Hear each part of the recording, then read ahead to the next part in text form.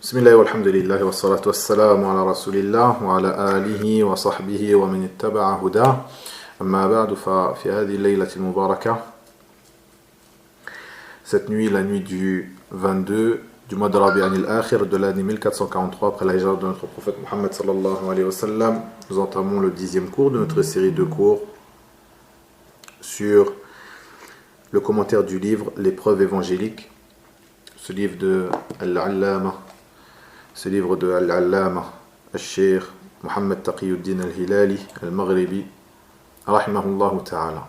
Le cours d'aujourd'hui portera sur cette partie où le Cheikh commença à évoquer plusieurs anecdotes qu'il vécut, des anecdotes à travers lesquelles il met en évidence le fanatisme des chrétiens et leur animosité envers les musulmans.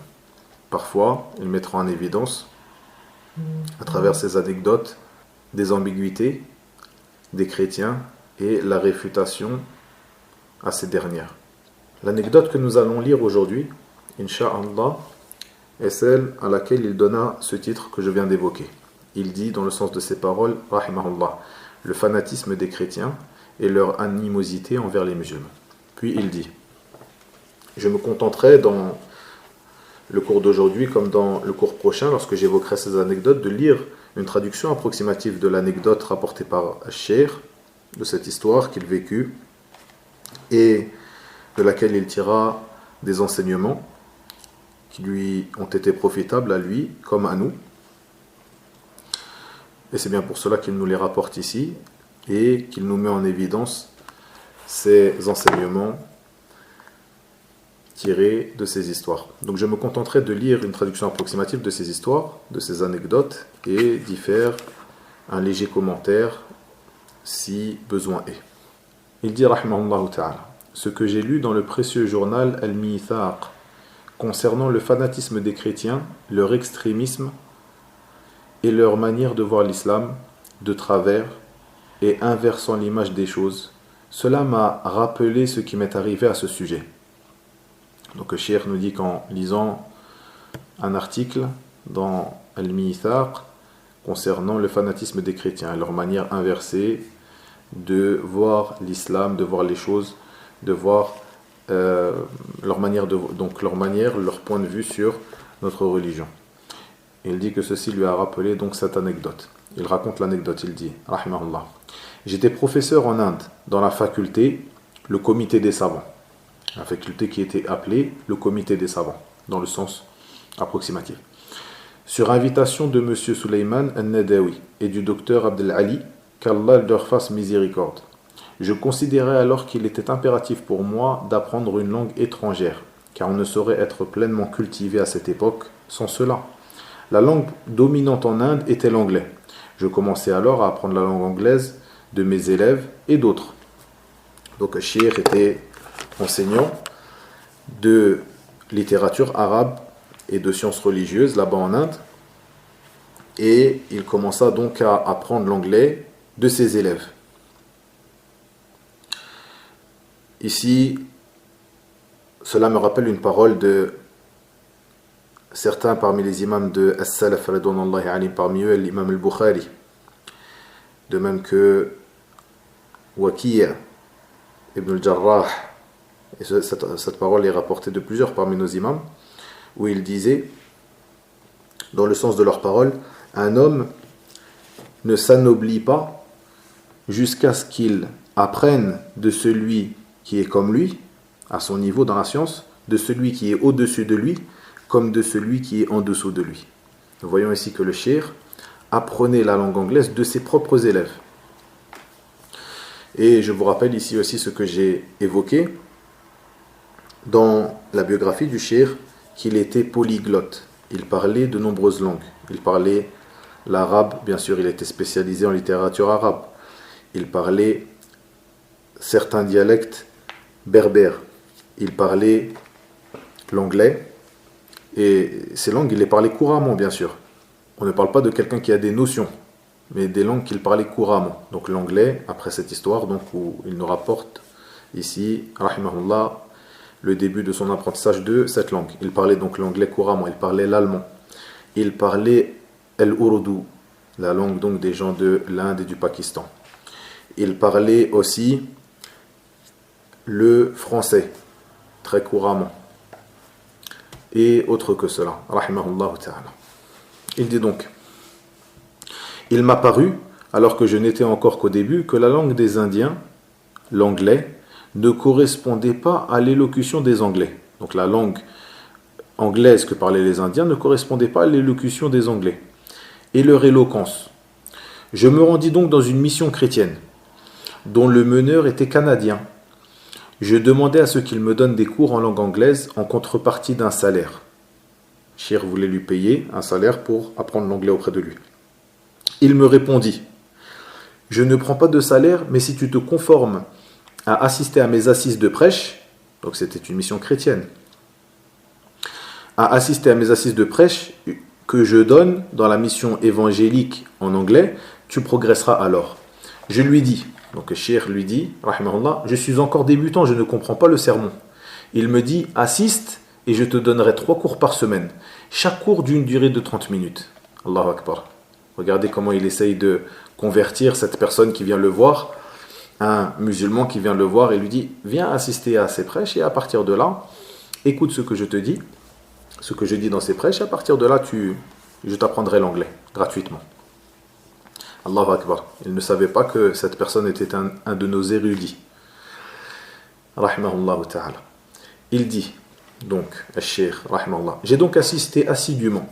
C'était un homme vieillissant, ayant dépassé les 50 ans. Il n'avait pas d'ardeur ni d'engouement pour la prédication. Il était mou dans la prédication. Il s'affairait plutôt à la recherche d'un salaire. Ainsi, peu de gens répondirent favorablement à sa prédication. N'assistant à ses cours et ses sermons que 3 personnes, sa femme étant la 4e. Je devenais moi le 5e. Quand vint la fin de l'année, et ce qu'ils appellent la fête de Noël, il fit l'annonce dans les journaux qu'il allait exposer l'histoire de la vie de Jésus, fils de Marie, alayhi assalam, avec un projecteur photo. Beaucoup de gens assistèrent au point que la mission, l'endroit où était établie la mission chrétienne, fut remplie. Il invita un autre prêtre afin de l'aider dans l'exhortation. Ils se succédèrent à la tribune de prêche et expliquèrent les diapositives jusqu'à la fin de la célébration. Moment où l'autre prêtre se précipita vers moi. C'était un jeune des États-Unis d'Amérique nommé Smith. Et cela se déroula en 349 du calendrier hégirien, correspondant à l'année 1930 du calendrier grégorien. Smith me demanda, « Es-tu musulman ?» Je lui répondis « Oui ». Il me dit alors, « Assurément, Mohammed ne connaissait pas l'histoire. » Sallallahu alayhi wa sallam. Je lui demandai, « Comment sais-tu cela ?» Il me dit, « Il se trouve dans le Coran une sourate, la sourate Maryam, dans le verset 28, selon une traduction du sens, « Sœur de Haroun, ton père n'était pas un homme de mal et ta mère n'était pas une prostituée. » Donc les gens du peuple de Maryam alayhi salam, lorsqu'elle revint avec dans ses mains, dans ses bras, son fils, Isa alayhi salam, Jésus fils de Marie, son peuple lui dirent, « Sœur de Haroun, ton père n'était pas un homme de mal et ta mère n'était pas une prostituée. Tu es venu là avec une chose étonnante. » Et donc, cette personne, donc Smith, dit à Cheikh Mohammed Taqi-Din al-Hilali, rahimahullah, il se trouve dans le Coran, donc, une preuve que Mohammed ne connaissait pas l'histoire, puisque d'après lui, bien sûr, le Coran est du fait de Mohammed, sallallahu alayhi wa sallam, et dans une révélation d'Allah, azza wa jal. Donc il impute à notre prophète Mohammed, sallallahu alayhi wa sallam, d'avoir dit ces paroles. Et il lui dit, il ne connaissait pas l'histoire. Donc, cher de dire, je lui dis alors, toi, tu n'atteins pas le niveau dans la connaissance des ruses des chrétiens, ni dans l'hostilité envers l'islam de George Sale. C'est-à-dire, toi, jeune prêtre, Smith, tu n'atteins pas le niveau dans la connaissance des ruses des chrétiens, tu n'es pas assez rusé dans la connaissance des ruses des chrétiens, ni dans leur hostilité envers l'islam, pas autant que George Sale, le premier à avoir traduit le Noble Coran en anglais. George Sale, c'était le premier à avoir traduit donc le Coran en anglais. Il dit, pourtant, en annotation de ce verset exactement le verset 28 de Surat Maryam, Il dit pourtant en annotation de ce verset, dans le sens de ces paroles, il dit, cette personne qui était chrétien, George Sall, le premier à avoir traduit le Coran en langue anglaise, donc l'essence, une traduction approximative des sens du Coran en langue anglaise. Il dit, en attention à ce verset, la raison évoquée par nos compagnons chrétiens pour contester ce qui est venu dans ce verset n'est pas valable. C'est-à-dire, cette chose, toi, Smith, que tu dis, eh bien, ce n'est pas valable. Il dit, car aucun parmi les musulmans n'a expliqué que Haroun, ici, donc Aaron, ici dans le verset, sœur de Haroun, donc que ce Aaron évoqué ici est le frère de Moïse. Pour que l'on puisse objecter que de nombreux siècles séparent l'époque de Moïse et de son frère Aaron et l'époque de Jésus et sa mère.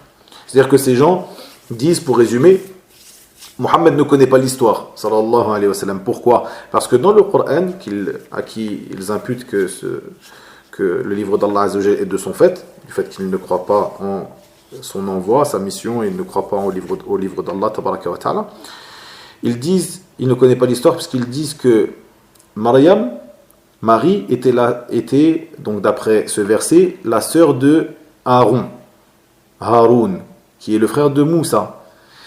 Et donc, ils objectent donc aux musulmans, vous ne vous rendez pas compte que ceci est une grosse erreur dans l'histoire, parce qu'il y a de nombreuses années, de nombreux siècles qui séparent l'époque de Moussa, de Moïse, alayhi salam, et donc de son frère Haroun, et l'époque de Isa, Jésus, et de sa mère Marie, alayhim as-salatu was-salam.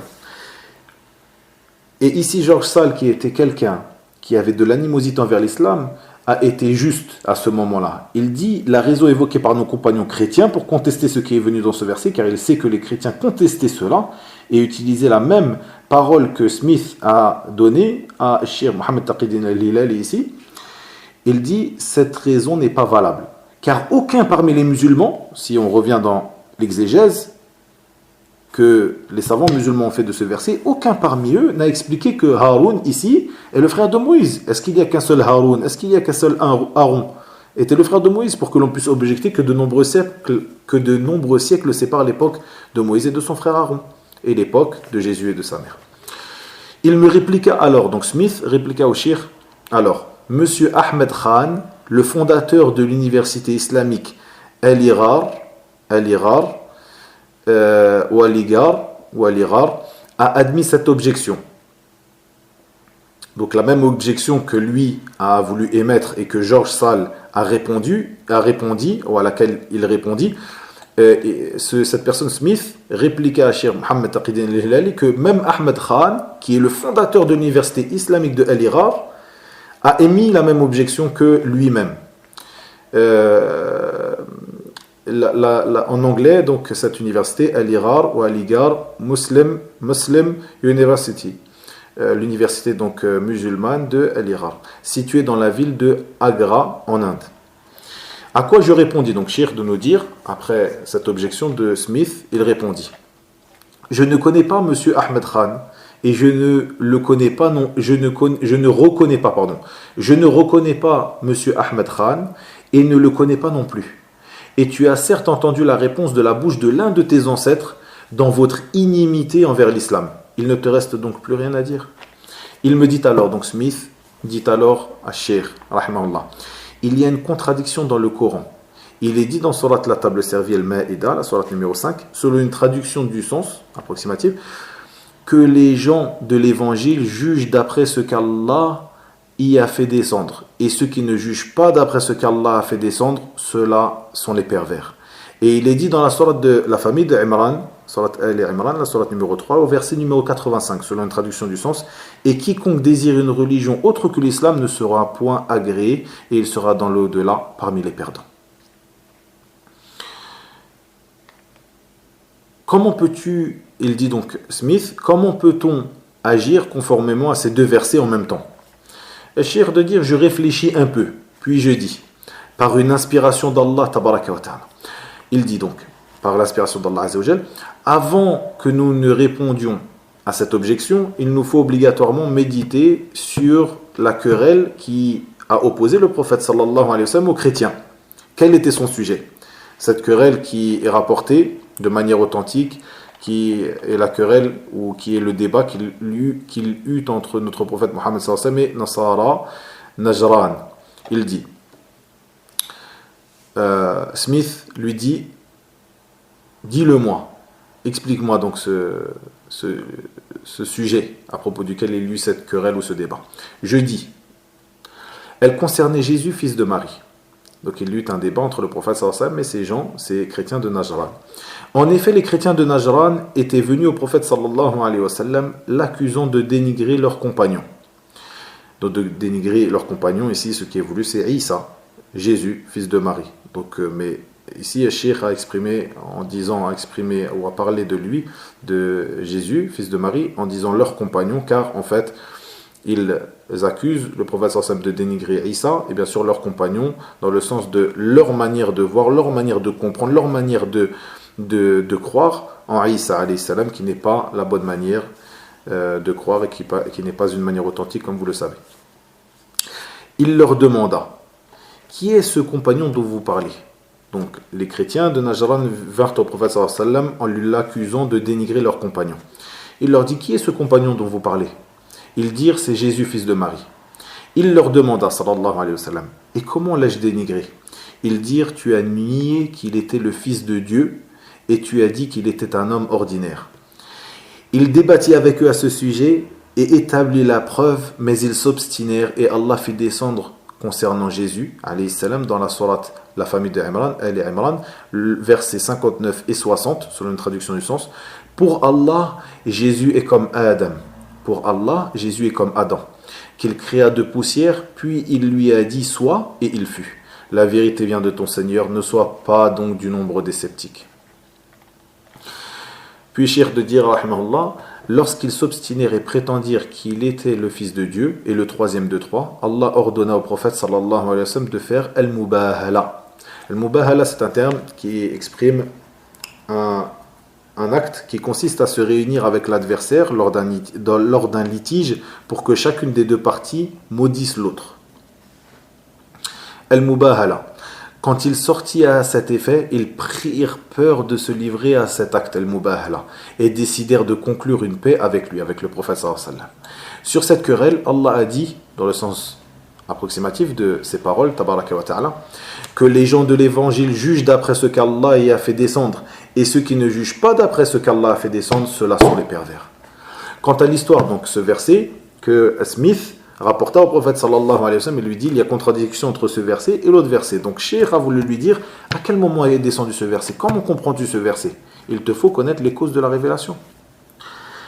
Puis il dit, quant à l'histoire de la venue du convoi de Najran au prophète sallallahu alayhi wa sallam et l'accomplissement de leur prière chrétienne dans sa mosquée, avec son accord sallallahu alayhi wa sallam, elle est mentionnée dans les livres de hadith et les biographies. Il faut savoir que ceci est la parole de Cheikh.